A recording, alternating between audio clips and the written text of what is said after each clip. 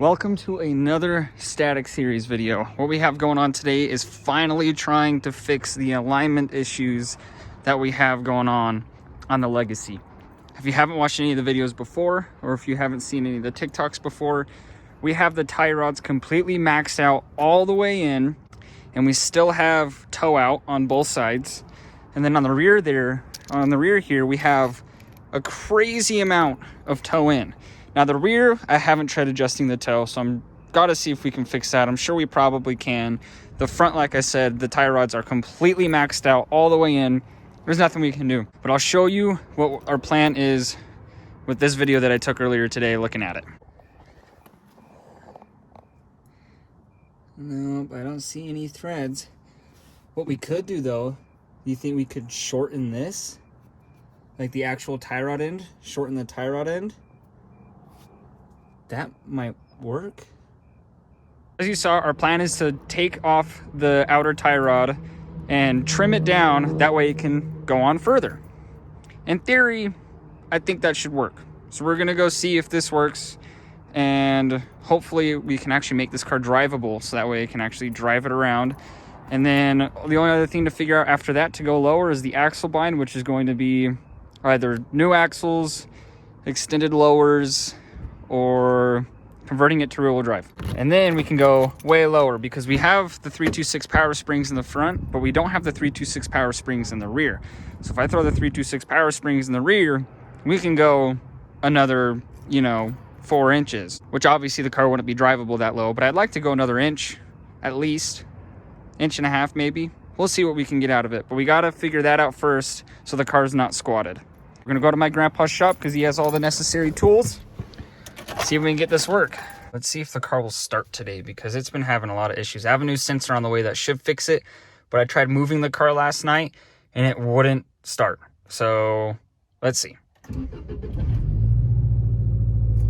Now it runs fine. I don't know what's going on with this thing, honestly.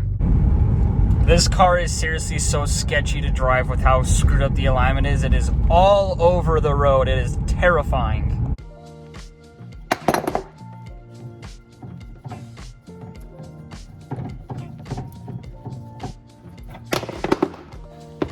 Well, seeing how short that is, I say we're totally good to go as deep as we want. We also don't want to cut too much off that we lose this point right here to grab onto it to keep it tight. So you don't want to cut all the way down to there. We'll figure it out. I say we start there. It'll leave us that much room to be able to tighten it, but that'll also take off a good amount that we might be able to spin it in enough to get rid of all the toe out. We can always cut off more, we can't cut off less. So let's just start here.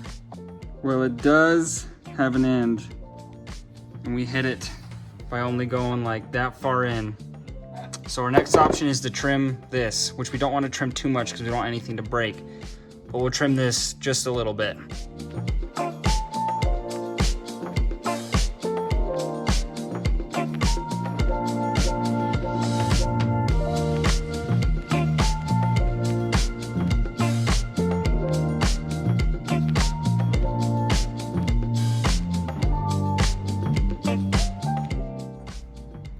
There we go. Now it bottoms all the way out. So now that should be enough now. So we only shortened this one side, right? Now when we shortened this side, we actually shortened it a lot more than I thought. So when you put this wheel back together, it actually had like 5 degrees of toe in. Like it was crazy. So what we did is we turned the wheel and put this wheel straight with maybe a little bit of toe in on it. Came over here because we turned the car. So remember, both toed out. Because we turned the wheels this way to straighten that wheel out. This wheel was now towed in too, so we didn't need to shorten this. So all we did was go under there, and I took the tie rod and spun it back out. We have an eyeball alignment, but it's 10 times better than it was before. Obviously, my steering wheel's gonna be backwards, but instead of aligning car to the steering wheel, because it wouldn't have been able to do that, we just aligned it to one of the wheels that we fixed. And then when we get a custom steering wheel in there, we'll just put it on straight, and that'll be good. Car on the ground. I'm loving the look of this. That might even have a little bit of toe in now. And over here, rather straight or maybe a little bit toe in as well. We still need like a professional alignment done. That is 10 times better than it was before.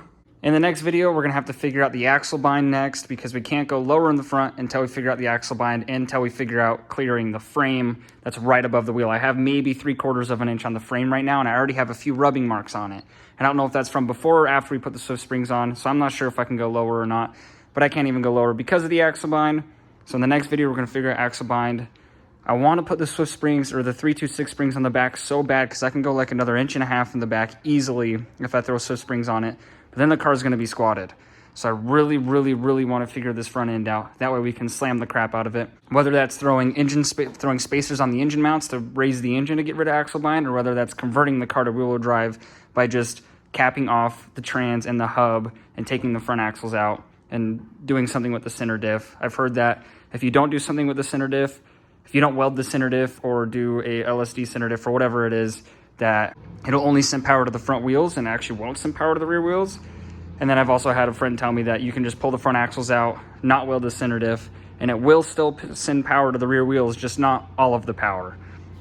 So got some stuff to think about, got some other stuff to figure out, but I'm actually really stoked about this. Actually insanely happy that this worked out as well as it did because I was nervous I was gonna have to do extended lower control arms and have to do custom extended tie rods and stuff. All we had to do was shave it off and shorten it, and it was good. So I'm really, really, really happy. All right, first drive since fixing it. I'm curious how this is gonna go.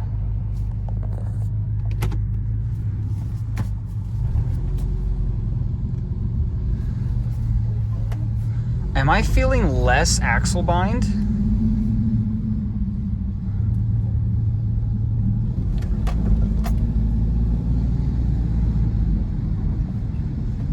Huh.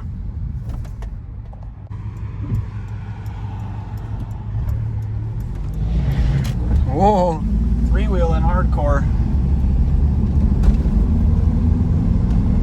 My steering wheel is pretty much upside down. Whoa! This car is so freaking sketchy. Woo! We got biker kids swerving in the road. Get out of the road, my guys. Oh, I'm still feeling axle bind, that's for sure. Not as bad that way.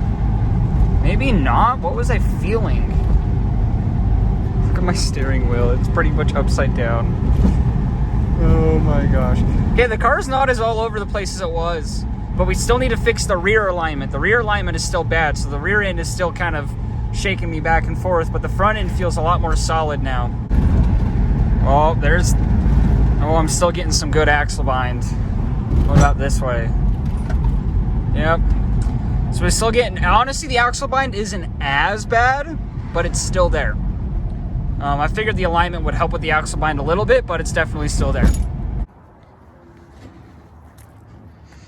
Not nearly as bad. It's totally fixed. I can go take this to get an alignment now for rails. I just want to apologize because this is a budget build series, and I've been really bad at keeping you guys updated on the budget and the money spent on the budget build series. So here what we're gonna do to end off this video is go through really quick on how much we've spent so far. We bought the car for $1,700. We bought the coils for $532. The wheels came off of my Forester, so the wheels were free. However, I did have to buy 2 tires because the front tires were totally bald, but those are on the rear now. So that was like $150 for tires. The rear camber arms were $145. 326 power springs were $400. The maintenance stuff that I've spent so far is about $70 so far, except I just bought another map sensor. Not another map sensor, but I just bought a map sensor to help fix whatever's going on with the car. And that was like $29, which will be here in a few days. The modification to the tie rods that we did in this video was absolutely free, so you don't need to tag on any cost to that. Remember, it's a budget build, so we're trying to do this for as cheap as possible. I understand that buying like 326 power springs is not cheap, and I had a lot of people tell me to like put the car on washers because it's a budget build. This series is supposed to be about budget building a stance car, but doing it the right way. Putting a car on washers is not the correct way to slam a car, and it's very sketchy, and I don't want any of you guys ever doing that. That's why we got cheaper coilovers with 326 springs, or you can do Swift springs, and the cheap coilovers plus the springs would cost you around a set of like BC Extreme Lows. So really not that big of a difference. That's like the most inexpensive way to do this. I didn't want to do max speeding rods. I've had issues with max speeding rods myself on some friends' cars, and I've heard people not having issues with max speeding rods. So you could get max speeding rods and you get even cheaper coils than I got. But this is what I went for. We have the Rev 9 coils. Really, I've been really happy with them so far. They've got 32-way dampening and everything. Car is honestly awesome. I need to start the Forester and let it run for a second because it's been a couple days and I want the battery to die. So we're gonna get a cold start on the Forester real quick.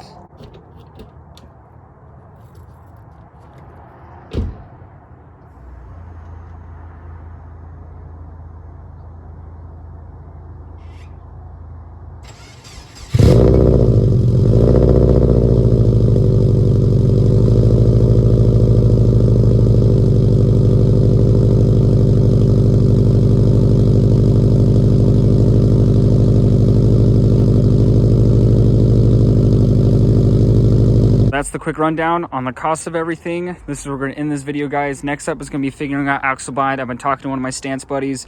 Turns out that most likely we have to just convert the car to rear-wheel drive. Apparently, a lot of the WRX and Impreza wagons are okay with axle bind when you slam the crap out of them, put a bunch of camber at them. Besides the Foresters, because we have axle bind problems in the Forester, and that's why I bagged it. But apparently all the sedans, there's not really any way to fix it. All this big camber Subaru guys that are in our sedans are pretty much all rear-wheel drive. So looks like we're gonna have to convert the car to rear-wheel drive unless we can find another solution. But thank you guys for watching. I really appreciate it. Hope you are enjoying the budget big camber static build, even though it's not really a big camber yet. We're at like -6 in the front and like -8 in the rear or something like that. But we're gonna get more out of it. We're gonna get the car lower. We're gonna figure out the axle bind. It's gonna be sick. We'll end off with this right here.